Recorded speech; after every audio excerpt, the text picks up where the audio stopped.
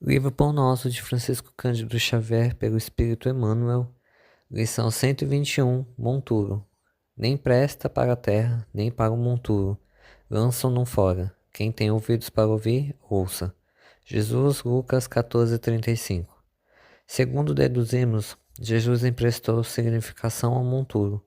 Terra e lixo, nesta passagem, revestem-se de valor essencial. Com a primeira, realizaremos a semeadura, com o segundo, é possível fazer a adubação, onde se faça necessário. Grande porção de aprendizes, imitando a atitude dos fariseus antigos, foge ao primeiro encontro com as zonas estercorárias do próximo. Entretanto, tal se verifica porque eles desconhecem as expressões proveitosas. O Evangelho está cheio de lições, nesse setor do conhecimento iluminativo. Se José da Galileia ou Maria de Nazaré simbolizam terras de virtudes fartas, o mesmo não sucede aos apóstolos que a cada passo necessitam recorrer à fonte das lágrimas que escorrem do monturo de remorsos e fraquezas, propriamente humanos, a fim de fertilizarem o terreno empobrecido de seus corações. De quanto adubo dessa natureza precisaram Madalena e Paulo, por exemplo, até alcançarem a gloriosa posição em que se destacaram. Transformemos nossas misérias em lições. Identifiquemos o monturo que a própria ignorância amontoou em torno de nós mesmos. Convertamo-lo em adubo de nossa terra íntima e teremos dado razoável solução ao problema de nossos grandes males. Que assim seja. Lição 122. Pecado e pecador. Amado, não sigas o mal, mas o bem. Quem faz o bem é de Deus, mas quem faz o mal não tem visto a Deus. Terceira Epístola de João 1:11. A sociedade humana não deveria operar a divisão de si própria, como sendo um campo em que se separam bons e maus, mas sim viver qual grande família em que se integram os espíritos que começam a compreender o Pai e os que ainda não conseguiram pressenti-lo. Claro que as palavras maldade e perversidade ainda comparecerão por vastíssimos anos no dicionário terrestre, definindo certas atitudes mentais inferiores. Todavia, é forçoso convir que a questão do mal vai obtendo novas interpretações na inteligência humana. O evangelista apresenta conceito justo. João não nos diz que o perverso está exilado de nosso Pai, nem que se conserva ausente da criação. Apenas afirma que não tem visto a Deus. Isso não significa que devamos cruzar os braços ante as ervas venenosas e zonas pestilenciais do caminho. Todavia, obriga-nos a recordar que um lavrador não retira espinheiros e detritos do solo, a fim de convertê-lo em precipícios. Muita gente acredita que o homem caído é alguém que deve ser aniquilado. Jesus, no entanto, não adotou essa diretriz.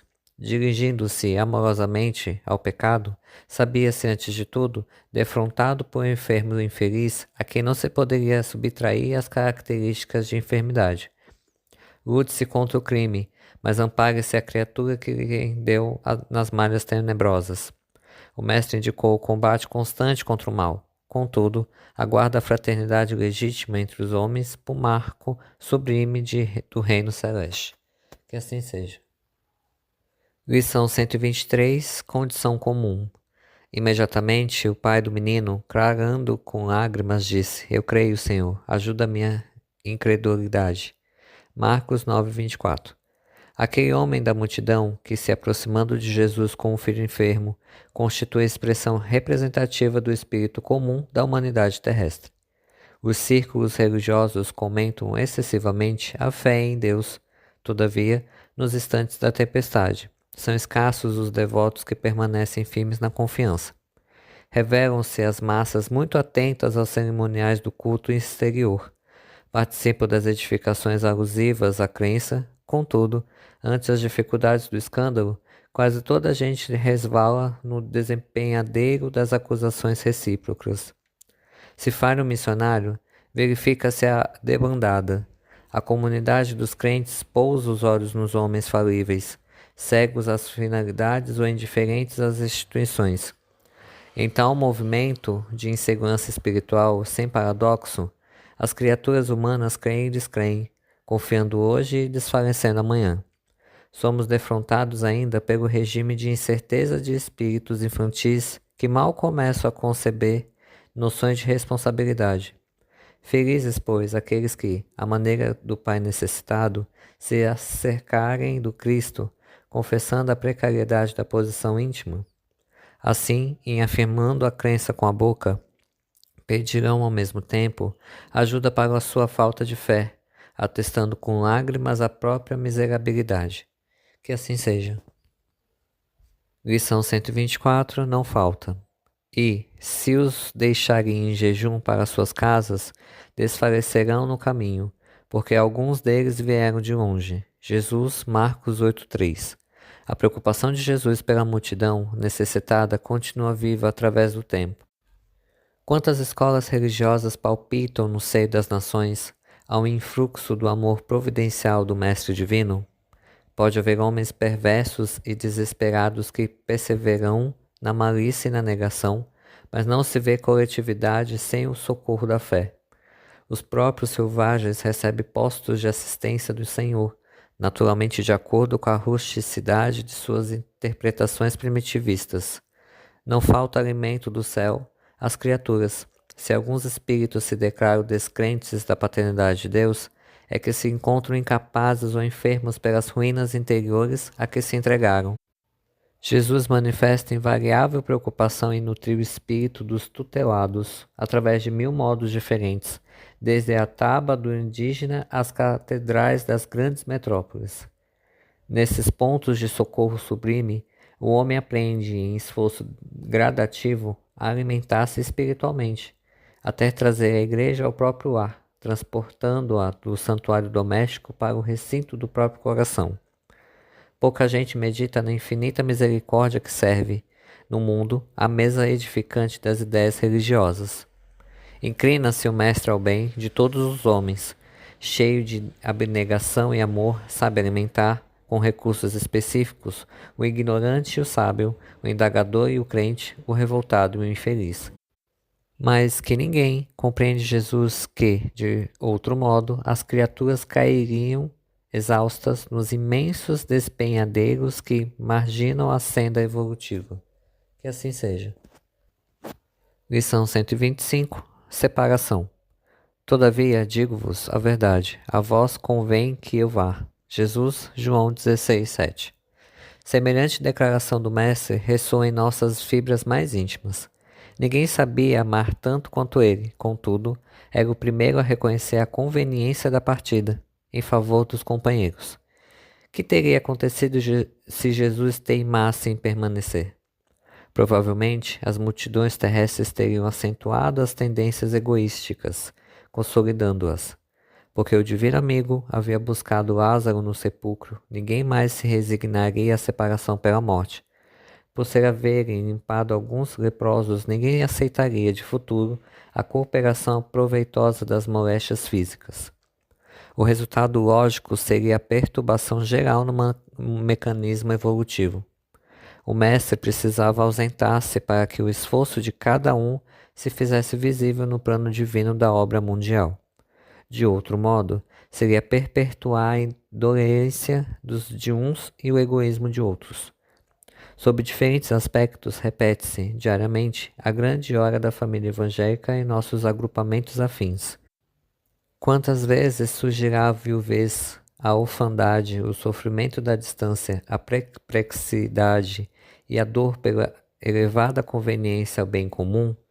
Recordai a presente passagem do Evangelho, quando a separação vos faça chorar, porque se a morte do corpo é renovação para quem parte, é também vida nova para quem fica. Que assim seja. Lição 126. O espinho. E para que me dão exaltasse pelas excelências das revelações, foi-me dado um espinho na carne, mensageiro de Satanás. Paulo, 2ª Epístola aos Coríntios 12:7. Atitude mumamente perigosa, louvar o homem a si mesmo, presumindo desconhecer que se encontra um plano de serviço árduo, dentro do qual lhe compete emitir diariamente testemunhos difíceis. É posição mental não somente ameaçadora, quanto falsa, porque lá vem um momento inesperado em que o espinho do coração aparece. O discípulo prudente alimentará a confiança sem basófia, revelando-se corajoso sem ser metédico. Reconhece a extensão de suas dívidas para com o Mestre e não encontra glória em si mesmo, por verificar que toda a glória permanece a Ele mesmo, o Senhor. Não são poucos os homens do mundo, e vigilantes e inquietos, que, após receber o incenso da multidão, passam a curtir as amarguras da solenidade. Muitos deles se comprazem nos gararins da fama, qual se estivessem convertidos em ídolos eternos, para chorarem mais tarde a sós, com o seu espinho ignorado nos recessos do ser. Por que assumir posição de mestre infalível, quando não passamos de simples aprendizes? Não será mais justo servir ao Senhor na mocidade ou na velhice, na abundância ou na escassez, na administração ou na subalternidade, com espírito de ponderação, observando os nossos pontos vulneráveis, na insuficiência e imperfeição do que temos sido até hoje? Lembremos-nos de que Paulo de Tarso esteve com Jesus pessoalmente. Foi indicado para o serviço divino pelas próprias vozes do céu. Lutou, trabalhou e sofreu pelo Evangelho do Reino, e escrevendo aos Coríntios, já envelhecido e cansado, ainda se referia ao espinho que lhe foi dado para que se não exaltasse no sublime trabalho das revelações. Que assim seja. Lição 127, Lei de Retorno. E os que fizeram bem sairão para a ressurreição da vida, e os que fizeram mal para a ressurreição da condenação. Jesus, João 5,29. Em raras passagens do Evangelho, a lei reencarnacionista permanece tão clara quanto aqui, em que o ensino do Mestre se reporta à ressurreição da condenação. Como entenderiam estas palavras os teólogos interessados na existência de um inferno ardente e imperecível? As criaturas dedicadas ao bem encontrarão a fonte da vida em se banhando nas águas da morte corporal. Suas realizações do porvir seguem na ascensão justa, em correspondência direta com o esforço perseverante que desenvolveram no rumo da espiritualidade santificadora. Todavia, os que se comprazem no mal cancelam as próprias possibilidades de ressurreição na luz. Cumpre-lhes a repetição do curso expiatório e a volta à lição ou ao remédio. Não lhes surgem diferentes alternativas. A lei do retorno, pois, está contida amplamente nessa síntese de Jesus. Ressurreição é ressurgimento, e o sentido de renovação não se compadece com a teoria das penas eternas. Nas sentenças sumárias e definitivas não há recurso salvador. Através da referência do Mestre, contudo, observamos que a providência divina é muito mais rica e magnânima que parece. Haverá ressurreição para todos, apenas com a diferença de que os bons terão uma vida nova e os maus uma vida de condenação, recorrente da criação reprovável deles mesmos. Que assim seja. Lição 128. É porque ignoram. É isto vos farão, porque não conhecem o Pai nem a mim. Jesus, João 16:3. Dolorosas perplexidades não raro assaltam os discípulos, inspirando-lhes interrogações. Por que a desarmonia em torno do esforço fraterno? A jornada do bem encontra barreiras sombrias. Tenta-se o estabelecimento da luz, mas até a treva penetra as estradas. Formulam-se projetos simples para a caridade e a má-fé. Procura perturbar o primeiro impulso de realização. Quase sempre, a demonstração destrutiva parte de homens assinalados pela posição de evidência, indicados pela força das circunstâncias para exercer a função de orientadores do pensamento geral. São esses que, na maioria das ocasiões, se arvoram em expositores de imposições e exigências descabidas. O aprendiz sincero de Jesus, todavia, não deve perder tempo com interrogações e ansiedades que não se justificam.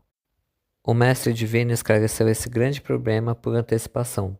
A ignorância é a fonte comum do desequilíbrio, e se esse ou aquele grupo de criaturas busca impedir as manifestações do bem, é que se desconhece, por enquanto, as bênçãos do céu. Nada mais que isso.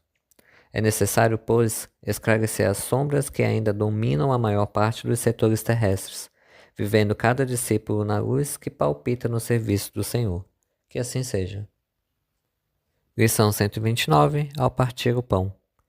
E eles lhe contarão o que lhes acontecera no caminho, e como eles foram conhecidos a partir do pão. Lucas 24:35. Muito importante o episódio em que o mestre é reconhecido pelos discípulos que se dirigiram em Emaús em desesperação. Jesus seguia-os qual amigo oculto, fixando-lhes a verdade no coração com as fórmulas verbais carinhosas e doces. Grande parte do caminho foi atravessada em companhia daquele homem amoroso e sábio que ambos interpretaram por generoso e simpático desconhecido, e somente ao partir o pão reconhecem o mestre muito amado. Os dois aprendizes não conseguiram a identificação nem pelas palavras e nem pelos gestos afetuosos. Contudo, tão logo surgiu o pão materializado, dissiparam todas as dúvidas e creram. Não será o mesmo que vem ocorrendo no mundo há milênios? Compactas multidões de candidatos à fé se afastam do serviço divino por não atingirem, depois de certa expectação, as vantagens que aguardavam no imediatismo da luta humana. Sem garantia financeira, sem caprichos satisfeitos, não comungam na crença renovadora, respeitável e fiel. É necessário combater semelhante miopia da alma. Louvado seja o Senhor por todas as lições e testemunhos que nos confere, mas continuarás muito longe da verdade se o procuras apenas na divisão dos bens fragmentários e perecíveis. Que assim seja. Lição 130. Onde estão?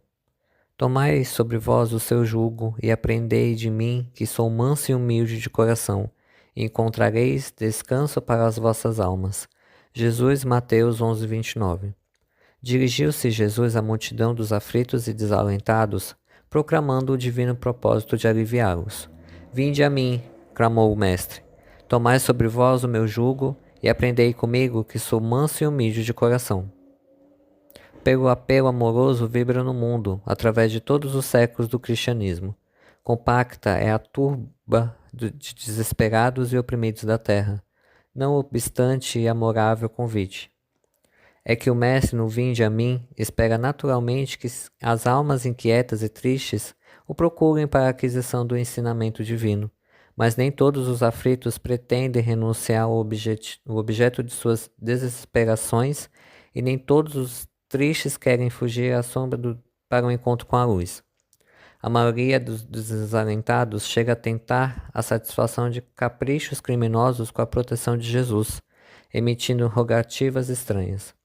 Entretanto, quando os sofredores se dirigirem sinceramente ao Cristo, não de ouvi-lo no silêncio do santuário interior, concitando-lhes o espírito a desprezar as disputas reprováveis do campo inferior. Onde estão os aflitos da terra que pretendem trocar cativeiros das próprias paixões pelo jugo suave de Jesus Cristo? Para esses foram pronunciadas as santas palavras: vinde a mim, reservando-lhes o Evangelho, poderosa luz para a renovação indispensável. Que assim seja.